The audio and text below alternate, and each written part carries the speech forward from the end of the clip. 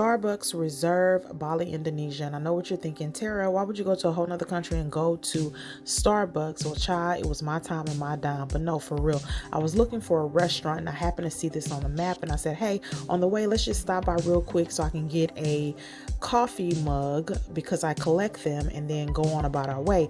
But while we were there, we saw that they offer coffee art classes, so we decided to stay. Thank you, Sarah, for doing this class with me. But our instructor was so kind, and she also won a barista championship, I believe, so yay to her. We had the best of the best of the best. Look, Sarah made her cute little tulip. It turned out so good. And look, me, oh my gosh, y'all, I want to be so perfect so bad. Look at that face.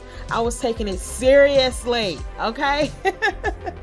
But yeah, it turned out cute with the help of our instructor, and these are the ones that we made while we were there. But yeah, it was good. I got a little certificate at the end. Our instructor made a little dragon at the end, which was very detailed. We got something to eat, sipped some coffee. I looked around. It was very nice. They have a gift shop, very nice cups and shirts and whatever you're looking for. But it was just a good time. So if you stop by, let me know what you think. All right. I hope this helps.